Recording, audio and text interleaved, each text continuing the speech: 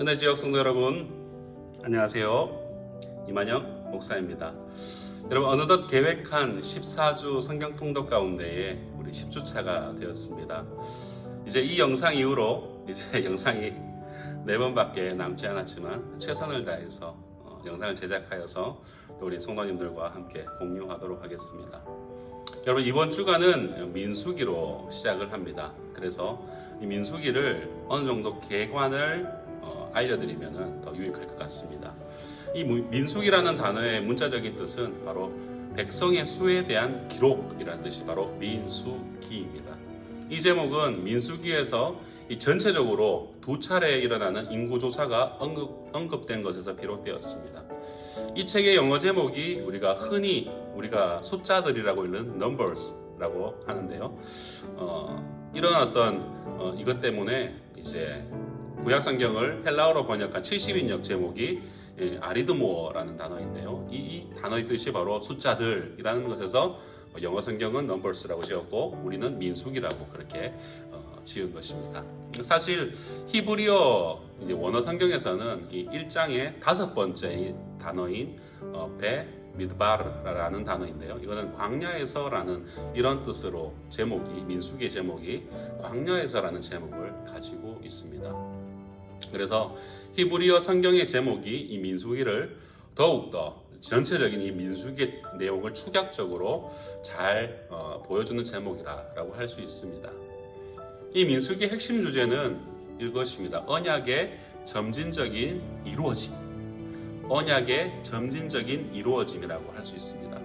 이 아브라함이 받았던 언약, 그것이 바로 그 땅과 자손, 그리고 하나님과 이스라엘 백성의 언약과 그리고 하나님의 복이 이 만국에 주어질 것이라는 이 약속, 이 4가지 약속이 어떻게 이루어지는지를 점진적으로 보여주는 책, 그것이 바로 이 민수기라고 할 수 있겠습니다.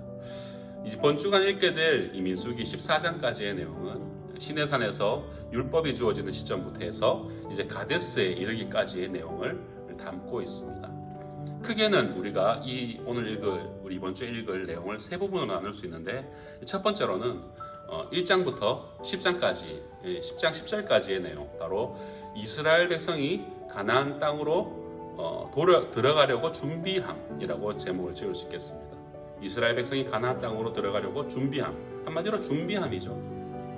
하나님은 민수기를 시작함과 동시에 이 모세에게 백성의 계수를 명령합니다. 세어보아라. 그래서 첫 번째 총 인구 수가 세어보니까 어떻게 나오더라고요? 60만 3,550명으로 그렇게 계수를 합니다. 이는 아시다시피 기록되어 있지만 20세 이상의 싸움에 나갈 만한 남자의 숫자가 바로 60만 3,550명입니다. 여기서 또 레위 지파는 그 계수함에서 빠지게 되죠. 왜냐하면 레위 지파는 성막을 관리하는 가장 중요한 책무가 있기 때문에 이들은 전쟁에 나가지 않습니다. 오로지 그들은 평생토록 성막을 치고 성막을 관리하고 그렇게 하는 제2의식에 참여하는 지파입니다. 그러면서 하나님은 이 백성들이 어떻게 진영을 배치하고 또 행군을 어떻게 하는지에 대해서 가르치시고 이 레위 지파의 임무를 가르치고 있는 내용들이 1장에서 10장까지 쭉 이어집니다. 그러면서 이스라엘 진영에 정결하게 하는 여러 가지 정결법에 대해서 또한 후반부에는 알려주고 있지요. 두 번째로 10장 11절부터 12장까지 내용, 그것은 바로 시내산에서 가데스까지라고 제목을 지을 수 있겠습니다. 이제 드디어 이 여호와의 구름 기둥이 성막에서 떠올라 이동을 하게 됩니다. 11절에서 그렇게 시작을 하죠. 하지만 그 과정에서 3가지 반항을 이스라엘 백성들을 하게 됩니다. 첫 번째로는 다베라에서 아마도 일반적인 원망이 있었을 것으로 보여집니다. 그런 원망을 할 때에 하나님께서 다베라에서 어떻게 하십니까? 불로써 하나님은 그들을 진노하십니다. 다베라의 뜻이 불에 타다라는 뜻이거든요. 그래서 진영 끝자락이 불에 타서 약간 어려움을 당하게 되죠. 그런 진노를 이스라엘 백성이 당하게 됩니다. 이어서 이 기브롯 핫다아와라는 지명에서 그들이 먹을 것에 대한 불평을 하게 됩니다. 하나님, 우리 만나 이제 좀 지겹습니다. 만나 말고 고기 좀 주십시오 라고 그들이 불평을 하죠. 결국 하나님은 메추라기를 보내시는데 이 메추라기 양이 엄청난 양을 보내십니다. 그래서 땅에서 메추라기가 막 쌓여요. 쌓이는데 얼마나 쌓이느냐? 2규빗, 우리 수치로는 한 90cm 정도 되는 그런, 여기서부터 여기까지 메추라기가 막 쌓이는 거예요. 그래서 한 사람당 이 메추라기를 걷어가는데 얼마나 걷어가느냐? 제일 적게 거둔 사람이 열오멜이라고 합니다. 열오멜이 우리 수치로 얼마냐면은 20kg 가까이 됩니다. 20kg나 되는 메추라기가 한 요만하잖아요, 그죠? 메추라기를 막 쓸어 담는 거예요. 한 사람 제일 적게 거둔 사람이 열오멜 20kg를 그렇게 걷어갑니다. 이것이 바로 이와 같은 이스라엘 탐욕은 심히 큰 재앙으로 그들이 응답을 받게 되죠.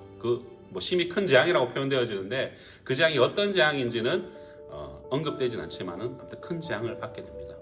그래서 그 지역의 이름이 기브롯 핫다아와라고 지명을 하게 되고, 이름의 뜻이 뭐냐면은 탐욕의 무덤이라는 이름이 뜻이 있어요. 기브롯 핫다아와, 탐욕의 무덤들이라고 불리게 되는 것입니다. 마지막으로 모세 지도자에 대한 권위에 대한 반항이 세 번째로 이루어집니다. 미리암과 아론이 도전을 하죠. 이게 왜 이들이 이 모세에게 도전을 했느냐에 대한 여러 가지 학자들의 설들이 있지만은 그런 것들 다 제껴놓고 그들이 가장 하나님이 세우신 권위자에게 도전을 하여서 결국 이 미리암과 아론은 나병에 걸리게 됩니다. 그러나 모세는 또 이들을 불쌍히 여기고 간구함으로써 하나님께서 이들을 진영 밖으로 내보내 일주일 동안 회복해 하신 뒤에 다시 그들을 회복시키시죠. 그리고 크게 세 번째로는 13장부터 이제 마지막 14장까지인데요. 그 내용은 제목은 가데스로 들어감이라고 지을 수 있겠습니다. 이제 그 유명한 정탐꾼의 일화가 이 13장에서 시작이 됩니다.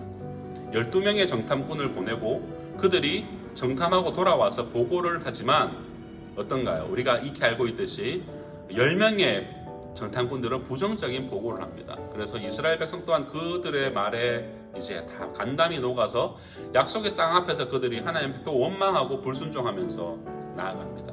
결국 하나님은 여기서 진노하여서 이 순종과 믿음의 보고를 누린 여호수아와 갈렙을 제외한 출애굽 1세대 그 누구도 이 약속의 땅 가나안에 들어가지 못할 것이라고 하나님은 선언하시죠. 그리고 정탐한 날 40일, 이 40일의 하루를 1년으로 쳐서 1호부터 40년간, 이 정탐한 날로부터 40년간 이들이 광야에서 유랑하게 될 것이라고 하나님은 저주를 하십니다. 그렇게 이 14장까지가 마무리가 됩니다. 저는 이 부분을 읽어가면서 가장 와닿았던 말씀이 민수기 14장 8절의 말씀인데요. 이렇게 적혀 있습니다. 여호와께서 우리를 기뻐하시면 우리를 그 땅으로 인도하여 들이시고 그 땅을 우리에게 주시리라. 이는 과연 젖과 꿀이 흐르는 땅이니라. 아멘. 여러분, 이 말씀은 민수기 전체의 핵심 구절이라고 할 수 있습니다. 말씀에 대한 순종과 보상, 또한 불순종과 징계를 다 포함하고 있는 것이 바로 오늘 민수기 14장 8절의 말씀입니다. 하나님께서 우리를 기뻐하시면 이라는 조건이 붙습니다. 그렇다면 무엇이 하나님을 기뻐하시게 하는가? 여러분, 이것을 우리는 히브리서에서 찾아볼 수 있습니다. 믿음이 없이는 하나님을 기쁘시게 할 수 없나니, 바로 믿음이죠. 믿음, 곧 하나님 말씀대로 믿고 사는 삶, 순종의 삶을 의미합니다. 그렇게 믿음으로 순종하면 하나님은 우리를 약속의 땅으로 인도하시며 그 땅은 과연 젖과 꿀이 흐르는 땅이라고 말씀하고 있는 것입니다. 이 약속은 천국에 대한 약속입니다. 단순히 이 땅에서 호의호식하는 것이 전부가 아니라, 그런 1차원적인 복이 아니라 우리가 죽고 가게 될 영원한 천국, 그곳에 대한 온전한 약속인 것이죠. 하나님이 기뻐하시는 삶을 사시는 우리 모든 성도님들 되시기를 주님의 이름으로 축복합니다. 감사합니다.